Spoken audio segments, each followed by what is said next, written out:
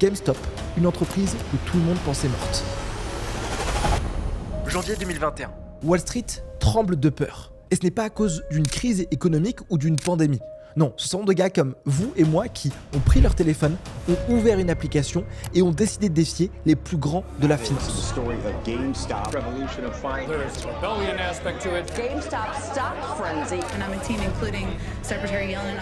En quelques jours seulement, ils ont fait perdre des milliards aux élites de Wall Street avec une simple action, GameStop, qui aujourd'hui est devenu le symbole d'une révolte mondiale. Et le plus étonnant, c'est que derrière tout ça, c'est un simple père de famille avec une idée complètement folle qui est devenu multimillionnaire en l'espace de quelques jours. Cet homme, ça aurait pu être vous, un de vos amis. Aujourd'hui, laissez-moi vous raconter l'histoire irréaliste de GameStop, cette rare fois où des gens ordinaires ont renversé les géants de Wall Street en les humiliant publiquement et en gagnant des millions sur leur dos. Tout commence en 2019 avec un Américain nommé Keith Gill. Bon, j'avoue que son nom est un peu galère à prononcer, on sait pas lequel des deux est son nom ou son prénom, mais du coup le prénom c'est Keith. Franchement, Keith Gill, tu vois son nom, t'hésites, tu te demandes est-ce que c'est un investisseur ou c'est un gars qui bosse au McDo du coin. Bref, en tout cas ce gars-là c'est pas un génie de la finance ou un milliardaire en costume. Non, Keith c'est un père de famille lambda avec une vie normale, un boulot normal, mais une idée complètement dingue qui lui est passée par la tête. Sur Reddit, il s'appelle Deep Fucking Value, ce qui veut littéralement dire de valeur profonde. Et il a aussi une chaîne YouTube qui s'appelle Roaring Kitty, autrement dit le chaton rugissant. Hey, what's up everybody? Welcome to Roaring Kitty. Rien que ces pseudos, tu sais que le mec n'est pas très net. Mais Keith avait une philosophie simple. Les marchés, les graphiques, tout ça c'est du bluff. Le plus important, c'est la spéculation. Le reste, on s'en fout. Les gars en costume qui te vendent leur petit rendement de 3%, c'est du bullshit. Ils se gavent sur ton dos. Non, Keith, oui, c'est un investisseur, mais lui cherche des opportunités à côté de ton travail sur son petit compte Robinhood qui pourrait lui permettre de mettre sa famille à la retraite ou de multiplier son capital. Il veut pas de petits gains, pour lui c'est tout ou rien. Et pourtant, il n'en savait pas plus qu'un autre sur les marchés. Keith, comme je l'ai dit tout à l'heure, c'est un gars lambda qui n'a pas fait d'études prestigieuses et qui est passé par des petits boulots galères pour finir assureur. Un boulot qu'il n'aime pas trop, mais bon, faut bien payer les factures. Et pourtant, ce gars-là, avec ses diplômes normaux et un boulot qu'il déteste, va devenir une légende. Pourquoi ? Tout d'abord parce qu'il a cru en lui, mais surtout parce qu'en 2019, sur son compte de trading, il voit une opportunité que personne d'autre ne voit. GameStop, une entreprise que tout le monde pensait morte. The world's largest video game retailer announced plans to close 180 to 200 underperforming stores in the US and abroad. GameStop, c'est quoi ?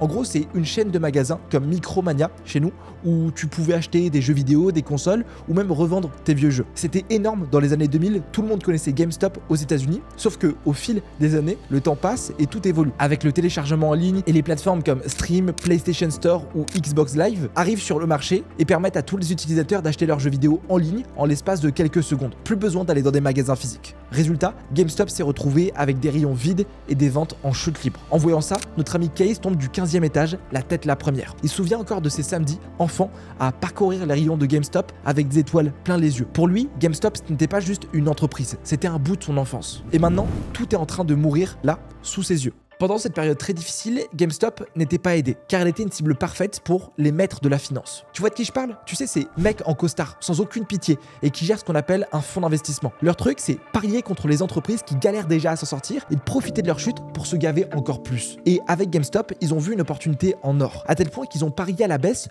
140% des actions disponibles. Ouais, 140%. Ils pariaient sur une descente tellement violente qu'ils ont emprunté plus d'actions qu'il en existait réellement. Et là, tu te demandes, mais comment ils ont fait pour emprunter des actions qui n'existaient pas et pouvoir parier à la baisse de GameStop? Eh bien, en fait, en finance, lorsque tu shortes une action, que tu paries à la baisse, voici ce qui se passe. Imagine que tu veux parier que le prix d'une action va baisser. Tu vas surtout pas acheter l'action, mais tu vas l'emprunter à quelqu'un qui la possède déjà. Et une fois que tu l'as empruntée, tu la vends immédiatement au prix actuel, en espérant que le prix va chuter. Quand l'action a chuté, tu la rachètes à ce nouveau prix, tu rends l'action à celui qui te l'a prêté et tu gardes la différence dans ta poche. Simple, non ? En gros, si tu as toujours pas compris, c'est comme parier que le prix d'une PS5 va s'effondrer, tu l'achètes à 1000 €, tu la revends direct à 1000 € et pendant les soldes, tu pourras la racheter à moitié prix. Si ça marche, t'as gagné ton pari. Mais par contre, si le prix monte au lieu de baisser, là c'est toi qui vas rafler. Et tu commences à venir voir le problème. Quand tu shortes plus d'actions qu'il en existe, tu crées une pression artificielle énorme. Et les investisseurs qui croient au potentiel de l'entreprise n'ont pas assez d'actions pour acheter et faire remonter le cours. Pendant que les fonds d'investissement, eux, se gavent les poches ça fait un effet boule de neige. En pariant autant que l'action GameStop allait baisser, ils n'ont pas juste parié sur la chute de GameStop, ils l'ont poussée au bord du gouffre. Ils voulaient qu'elle s'effondre, qu'elle fasse faillite, car si elle tombait, c'était le jackpot. Mais ce que ces gars en costard n'avaient pas prévu, c'est que un des groupes de dégénérés sur Reddit, dont Case, allait leur tendre un piège. Et vous allez voir que ça ne s'est pas passé comme prévu. Case, de son surnom sur Reddit, Deep Fucking Value, il fout quoi dans tout ça? Ah, et si tu te demandes ce que c'est que Reddit, je t'explique vite fait. Reddit, c'est comme une gigantesque communauté en ligne divisée en millions de subreddits où chaque subreddit est un groupe de discussion autour d'un sujet précis, que ce soit les jeux vidéo, les films, les chats, la bourse, peu importe. Bon, revenons à Deep Fucking Value. Qu'est-ce qu'il fait? En juin 2019, il poste son idée sur Wall Street Bets, un subreddit où des milliers de petits investisseurs se retrouvent pour parler de leurs paris les plus fous. Là-bas, c'est pas du tout comme Wall Street, c'est totalement l'inverse. Sur ce subreddit, les gens rigolent, s'insultent d'autistes et de toutes sortes d'autres noms ridicules. Ils partagent des mèmes humoristiques et surtout, ils misent des sommes absurdes sur tout ce qui bouge juste pour le fun. Bref, c'est la foire. Deep Fucking Value débarque dans un univers un peu chaotique avec une idée complètement dingue. Il publie un post où il explique point par point pourquoi GameStop, cette entreprise que tout le monde pense morte, pourrait tout exploser en bourse. Pour lui, GameStop, ce n'est pas juste une vieille épave. Il remarque des signaux intéressants, une trésorerie encore solide, une base de clients fidèles et surtout des changements récents dans le management avec l'arrivée des gros noms comme Ryan Cohen, le fondateur de Chewy. Et là, il balance la bombe. Juste un post. Il a mis 53 000 $ de son propre argent en option call. En gros, il paraît que le prix va s'envoler alors que tout le monde parie sur sa chute. Comme Deep Fucking Value dit, GameStop n'est pas mort. Ils sont juste sous-évalués. Mais sur Wall Street Bets, faut pas croire que tout le monde prend Kate au sérieux direct. Au début, les gens le prennent pour un fou. Et c'est là qu'il décide de sortir la vidéo YouTube qui va tout changer. Pendant près d'une heure, il explique pourquoi il croit en GameStop. Il explique les fondamentaux, le potentiel de transformation et surtout le danger des positions short des grands fonds. Et ce qui rend le tout encore plus incroyable, c'est son ton. Comment il s'exprime. C'est pas un jargon incompréhensible, pas de costume en cravate, juste un gars comme vous et moi qui parle avec passion de cette action sous son pseudo Roaring Kitty avec sa photo de profil de chat qui miaule. La vidéo au début ne fait que quelques centaines de vues et Kate décide de passer à autre chose. Mais au fur et à mesure, son idée commence à faire son chemin. Pourquoi? Parce que Kate pointe du doigt un détail que personne n'avait vraiment remarqué. Les short-sellers sont en train de foncer droit dans le mur. Tu te rappelles des fameux 140% shortés dont on parlait avant? C'est là que ça devient chaud. Kate montre que si les membres de Wall Street commencent à acheter en masse, ils peuvent provoquer ce qu'on appelle un short squeeze. En gros, ils peuvent forcer les short-sellers à racheter les actions qu'ils ont empruntées, sauf que cette fois à des prix beaucoup plus élevés. En les achetant à des prix beaucoup plus élevés, ils feraient monter le prix et liquideraient d'autres short-sellers qui eux aussi devraient racheter leurs actions. Il suffisait juste de faire un premier mouvement sur le marché, mais une fois fait, à la manière de domino qui tombe, tous les vendeurs tomberaient un par un. Et maintenant, tout s'accélère. Kay sur son ordi leur montre point par point que c'est faisable. Les gars sur Reddit et YouTube commencent à capter le truc. Ils réalisent qu'ils ont une vraie chance de retourner le système. Une vraie chance de faire payer les gars en costard pour toutes ces fois où ils ont fait payer les pauvres gens et en même temps empocher un petit billet. Et crois-moi, ça leur donne encore plus envie. Là, c'est plus juste une petite blague sur un subreddit. C'est une armée de petits investisseurs qui se forment. Des étudiants, des ouvriers, des infirmiers, des gens normaux qui n'ont rien à voir avec Wall Street, mais là, ils partagent tous un objectif commun, acheter des actions GameStop et ne pas les vendre. On appelle ça les Diamond Hands. Les Diamond Hands, c'est simple. Ça veut dire peu importe ce qui se passe, je tiens, je ne vends pas, je vais jusqu'au bout. Et crois-moi que ces gars prennent leur mission très au sérieux parce qu'ils savent que tant qu'ils tiennent, le prix peut monter. Ils doivent rester soudés parce que si un décide de revendre, ils vont se retrouver à perdre leur argent et enrichir ces géants de la finance. Et ça marche tout doucement au début. En décembre 2020, l'action de GameStop qui traînait autour des 4 $ depuis des mois commence à grimper lentement. Elle atteint 10 $ avant la fin de l'année. Comment? Parce que les premiers membres de Wall Street Bets, séduits par l'analyse de Deep Fucking Value, commencent à en acheter. Ce ne sont pas encore des achats massifs, bien sûr, mais juste assez pour augmenter les volumes de transactions et faire du bruit autour de l'action. En quelques semaines, on passe d'une entreprise considérée comme morte à un titre qui attire l'attention des investisseurs curieux de partout dans le monde. Et là, le vent commence vraiment à tourner. Début janvier 2021, GameStop passe la barre des 20 $. Pour les investisseurs traditionnels, ça ressemble juste à un petit rebond qu'il faut surveiller sans panique. Mais pour les membres de Reddit et surtout pour Kate, c'est le moment où leur plan commence à se concrétiser. Depuis plusieurs mois, Kate poste ses analyses sans relâche, martelant que GameStop est sous-évalué et que le potentiel short quiz est immense. Et en parallèle, il continue encore de poster des vidéos sur YouTube pour appuyer ses arguments. Ses captures d'écran où il montre son investissement initial de 53 000 $ commencent à circuler partout sur Wall Street Bets. C'est là que tout explose. Les membres du forum, inspirés par ses arguments solides et à sa ténacité, commencent à acheter massivement. GameStop, qui traînait à quelques dollars, grimpe encore. Kate, lui, reste calme. Il continue à poster ses updates, montrant que son portefeuille grossit de jour en jour et en janvier 2021, ses gains dépassent déjà plusieurs millions de dollars. Il ne vend pas. Pourquoi? Parce qu'il croit à son idée jusqu'au bout. Pendant ce temps, sur Reddit, les posts se multiplient par milliers. Le subreddit de Wall Street explose en popularité, passant d'1 million à 2 millions de membres en quelques jours seulement. Maintenant, c'est la ruée. Tout le monde veut sa part du gâteau. Mais pour beaucoup, et surtout pour Kate, ce n'est pas juste une question d'argent, c'est une cause. C'est montrer que même des petits investisseurs peuvent renverser les géants de Wall Street.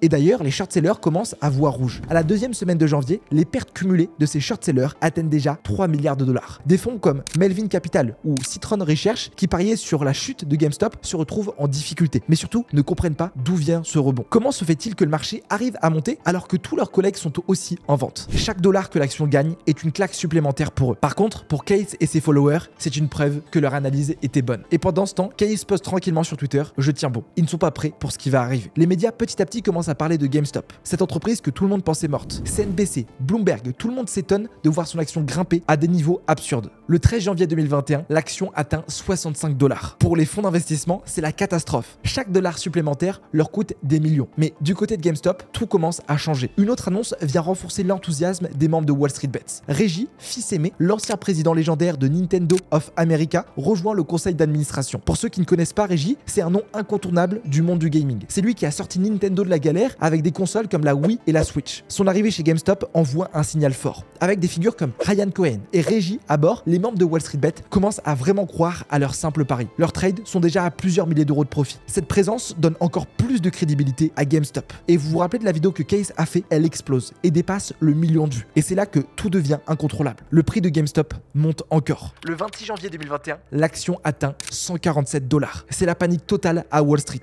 Parmi les short-sellers, Citron Research est dans une situation critique. Cette entreprise est connue pour publier des rapports qui descendent des actions en bourse. Leur truc, et ils sont connus pour ça, c'est prédire qu'une entreprise va s'effondrer et de parier dessus pour faire de gros profits.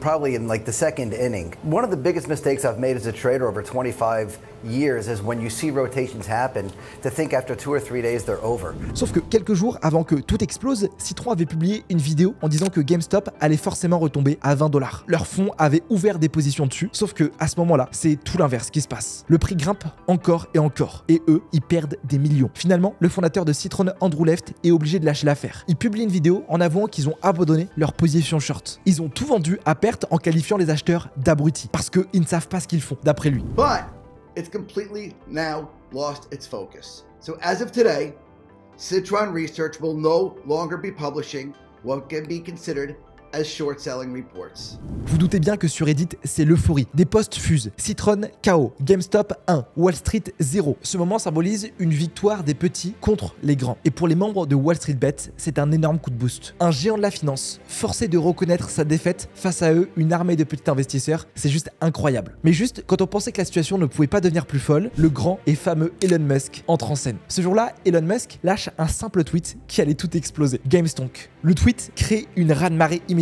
Les recherches Google sur GameStop explosent. Des milliers de nouveaux investisseurs se ruent sur l'action et les prix s'envolent encore et encore plus haut. Case devient millionnaire.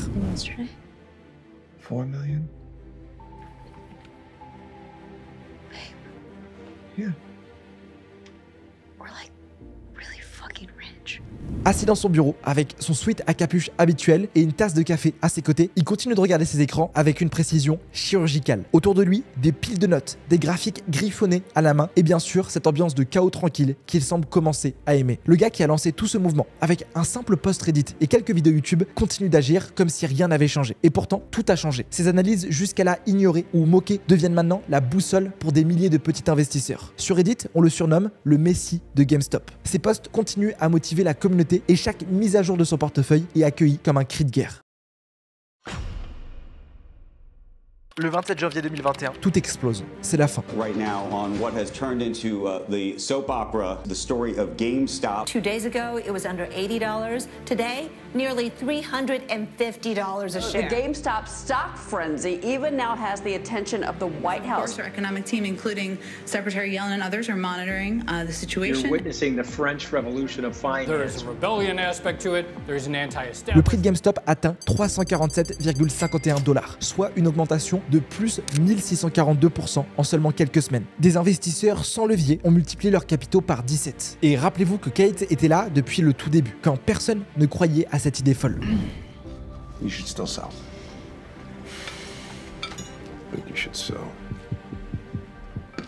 À ce moment précis, il passe d'un mec normal à multimillionnaire, juste parce qu'il a cru à une idée que tout le monde trouvait débile. Sa femme le regarde encore dans leur ancienne maison et comprend que leur vie vient de changer. Il vient de créer une fortune générationnelle depuis son bureau. Mais si Kate, aka Deep Fucking Value, savoure sa victoire, de l'autre côté, c'est un véritable bain de sang. Les short-sellers sont en train de perdre connaissance. À ce stade, les pertes des fonds d'investissement dépassent 91 milliards de dollars selon les estimations. Et plus le prix monte, plus la pression augmente. Mais attends, pourquoi ils n'ont pas simplement vendu leur action avant? Eh bien, c'est pas si simple que ça. Quand tu shortes une action, tu t'engages à racheter des actions, peu importe le prix. Le problème, c'est que plus le prix monte, plus le montant que tu dois rembourser devient astronomique, moins tu as envie de le rembourser, tu dis ça va baisser. Imagine que tu empruntes une voiture à un pote, genre une Twingo, parce que tu paries que sa valeur va baisser, mais au lieu de perdre sa valeur, la Twingo devient une Ferrari collector. Maintenant, tu dois lui rendre sa voiture, mais comme son prix a explosé, tu dois payer la différence. Résultat, t'es complètement fauché et t'as perdu ton pari. C'est exactement ce qui arrive aux fonds d'investissement. Ils sont coincés. Chaque minute qui passe, leur perte augmente. Sur Reddit, c'est la folie totale. Le subreddit de Wall Street Bet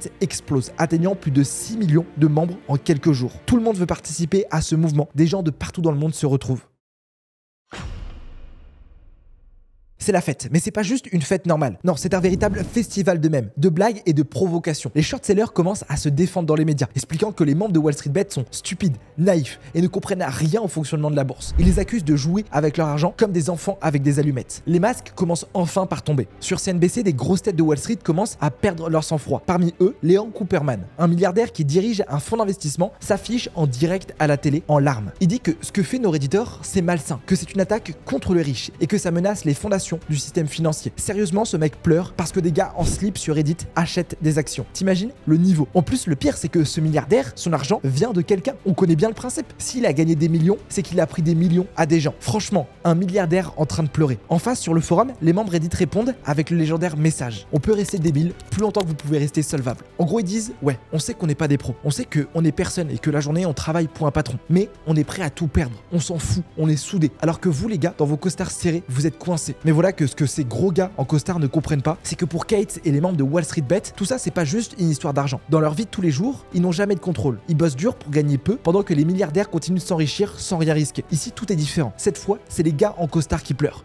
Depuis ces années, ces élites ont toujours profité du système. Ils jouent avec des milliards, prennent des risques insensés. Et quand tout s'écroule, ce n'est jamais eux qui paient. C'est des gens comme vous et moi, avec leur impôt, leur économie, leur emploi, qui partent en fumée. Mais là, pour une fois, c'est l'inverse. Donc vous pouvez comprendre que ce peuple est ravi de se venger. Alors, au milieu de ce chaos, Reddit ne ralentit pas. Non, au contraire, le mouvement s'amplifie. Chaque jour, des milliers de nouveaux utilisateurs rejoignent Wall Street Bet. Ça ne s'arrête pas. Ils sont jeunes, motivés et surtout, ils ont une chose en tête: faire mal à Wall Street. Les posts deviennent de plus en plus agressifs, les mèmes explosent de partout et une énergie presque révolutionnaire s'installe. Et là, c'est comme si toute cette bande de Reddit se transformait en une armée. Une armée pas comme les autres, pas de discipline, pas de stratégie claire, mais un objectif commun: tenir. Tenir coûte que coûte. Et regarder les short-sellers se noyer dans leurs pertes. Et qu'est-ce qu'ils font en face, ces fameux gars en costard? Bah, ils paniquent. Les fonds d'investissement qui ont tout commencé en shortant massivement GameStop se retrouvent avec des positions de plus en plus coûteuses. Et le pire, c'est qu'ils sont coincés. S'ils ferment leur position, ils font monter encore plus les prix. Mais s'ils les gardent ouvertes, chaque dollar supplémentaire leur coûte des millions. Et devinez quoi? Les gars de Reddit ne lâchent rien. Pas un seul membre. Leur stratégie, c'est simple: Diamond Hands. Mais juste quand les gars de Reddit commencent à savourer leur victoire, un événement complètement dingue se produit. Un événement qui va tout changer. Et pas dans la faveur de nos amis Wall Street Bet, malheureusement. Le 28 janvier 2021, Robinhood, l'application favorite des petits investisseurs, envoie un mail à tous ses clients. Ce mail, rien qu'à le voir, met mal à l'aise. Et quand tu l'ouvres, c'est pire. Ce qui contient un véritable piège soigneusement tendu pour les acheteurs. En gros, il bloque l'achat d'actions GameStop. Tu peux vendre, mais tu ne peux plus acheter cette action. Robinhood justifie ses décisions par une trop grande volatilité sur le marché. Attends, Robinhood, l'application qui s'appelle comme le gars qui vole aux riches pour donner aux pauvres, là, elle fait exactement l'inverse. Elle empêche les petits investisseurs de continuer à acheter, alors que tous les grands fonds, eux, peuvent toujours vendre tranquillement. Les conséquences, catastrophiques. En bloquant les achats, Robinhood tue la demande. Et sans demande, les prix chutent brutalement. En une journée, l'action passe de 347 $ à 193 $, soit une baisse de 44%. Le rêve des membres de Reddit est en train de s'effondrer devant eux. Et encore une fois, les grosses têtes décident des règles du jeu. Mais Deep Fucking Value, lui, reste fidèle à ses convictions. Même après avoir déjà pris ses profits sur la grosse poussée, il garde quand même une grosse conviction sur l'action avec des positions en jeu. Alors que beaucoup commencent à vendre par peur, lui tient bon. Et il ne s'arrête pas là. Case poste un message sur Reddit appelant tout le monde à ne pas lâcher. Ce simple message ravive l'espoir chez certains membres de Wall Street Bet. Sur le forum, l'inquiétude monte. Pourquoi Robinhood fait ça? Est-ce vraiment un problème technique ou simplement une manœuvre sournoise orchestrée par les géants de Wall Street pour reprendre le contrôle? Les théories fusent dans tous les sens et la colère monte rapidement. En faisant ça, Robinhood se met clairement du côté des vendeurs. Vladimir Tenev, le PDG de Robinhood, s'exprime rapidement. Dans une interview, il affirme que ce n'est pas leur faute, que c'est à cause des exigences de liquidité imposées par les institutions financières. Mais personne n'y croit vraiment. Les utilisateurs de Reddit sont convaincus qu'il s'agit d'un complot orchestré par les grands fonds pour protéger leurs intérêts. Et puis le lendemain, la vérité éclate. Robinhood lève en urgence $1 milliard pour répondre aux exigences de liquidité. En gros, ils n'avaient pas assez d'argent pour payer tous leurs utilisateurs. Et ça, c'est un énorme problème. Pendant ce temps, les membres de Reddit ne se laissent pas abattre. Ils passent sur d'autres plateformes pour continuer à acheter des actions GameStop. Sur Wall Street Bet, c'est toujours la guerre. Les mèmes, les blagues, les provocations continuent de pleuvoir. Et malgré tout, beaucoup refusent de lâcher. Ils croient encore à leur révolution. Une bataille contre un système injuste. Et même si Robinhood a déjà planté un couteau dans leur dos, ils n'abandonnent pas. Et là, c'est plus juste une histoire entre Reddit et Wall Street. C'est devenu un phénomène mondial. Les médias en parlent partout. Des célébrités, des politiciens, même des économistes prennent parti. Certains défendent les membres de Wall Street Bet. D'autres les critiquent en disant qu'ils jouent avec le feu. Sauf que toutes les plateformes de trading commencent à bloquer les achats pour l'action GameStop, une par une. Malgré tout, la vague finit par se calmer. L'action GameStop redescend progressivement et aujourd'hui elle s'échange autour de 27,77 $. Loin des sommets atteints en janvier 2021, mais bien au-dessus des quelques dollars qu'elle valait avant toute cette révolution. Ce qui avait commencé comme une révolution semble avoir atteint ses limites. Les membres de Wall Street Bet, malgré leur détermination, doivent faire face à la réalité. Les institutions financières et les plateformes comme Robinhood ont joué toutes leurs cartes pour reprendre le contrôle. Les fonds d'investissement, eux, reprennent leur souffle, mais pas sans séquelles. Beaucoup d'entre eux ont enregistré des pertes historiques. Reprenons l'exemple de Melvin Capital, ce géant habitué à des rendements solides a annoncé en janvier 2021 une perte de 53% de son capital, soit plusieurs milliards de dollars. En quelques semaines, ils sont passés de prédateurs à proie. Mais pour GameStop, c'est une autre histoire. L'entreprise qu'on pensait condamnée reste en vie. Mieux encore, elle profite d'un élan inattendu grâce à tout ce mouvement. Sous l'impulsion de Ryan Cohen, elle s'oriente désormais vers le commerce en ligne. La route reste longue, mais l'entreprise est encore debout. Les premiers investisseurs qui étaient là se retrouvent quand même avec des milliers d'euros de plus-value, certains même plusieurs millions. Et que devient Deep Fucking Value, notre héros de cette histoire? Après avoir vu ses 53 000 $ se transformer en plus de 50 millions, il décide de vendre le reste de ses positions en février 2021. Mais contrairement à ce qu'on pourrait penser, Kate Gill n'a pas tout changé dans sa vie. Il a quand même quitté son emploi pour passer plus de temps avec sa famille et s'est retiré des réseaux sociaux, vivant désormais une vie discrète. Une retraite bien méritée pour cet homme qui a marqué l'histoire de Wall Street. Mais au-delà de l'argent, Kate a prouvé quelque chose de bien plus grand. Il a montré qu'un gars normal, avec une idée et de la conviction, pourrait renverser les plus puissants. Quant aux membres de Wall Street Bet, ils continuent de considérer Kate comme une légende vivante. Même si la frénésie autour de GameStop s'est calmée, son histoire reste gravée dans les mémoires de la finance. Un gars avec une photo de chat en profil a ruiné les plus gros fonds d'investissement avec les meilleurs ingénieurs dedans. Et Kate, son impact dépasse encore ses investissements. Son compte YouTube, tout le monde a activé les notifications. Sur Reddit, c'est pareil. Chaque post de Deep Fucking Value est scruté comme s'il était la clé pour attaquer un autre gros marché. Une véritable armée en attente, prête à frapper à nouveau. Ce qu'on vient de voir, c'est pas juste une histoire de bourse, c'est un rappel. Un rappel que quand les gens s'unissent, ils peuvent faire trembler les plus puissants. Mais c'est aussi une leçon. Le système est prêt à tout pour se protéger. Et il faudra bien plus qu'un short quiz pour réellement le changer. Et vous, qu'est-ce que vous en avez pensé de cette histoire? Si jamais vous vous retrouvez à faire un trade comme ça qui vous rapporte 50 millions, qu'est-ce que vous faites? Est-ce que vous prenez votre retrade comme Kate ou vous continuez à alimenter vos réseaux? Et surtout, qu'est-ce que vous pensez de Robinhood? Est-ce un coup de la part des gros fonds d'investissement ou un réel problème technique? Personnellement, moi j'ai déjà ma réponse. Sur ce les amis, si vous avez kiffé ce genre de vidéo, n'oubliez pas de mettre votre meilleur pouce bleu. Et puis si jamais vous voulez aller plus loin en trading et sur les marchés financiers, je vous invite à cliquer sur le premier lien qui se situe dans la description pour rejoindre mon groupe sur lequel je partage chaque jour, moi, qu'est-ce que je fais sur le marché et combien ça me rapporte. Sur ce les amis, très bon trading à vous. Faites attention, c'était Casper, on se dit rendez-vous pour la prochaine vidéo. Ciao!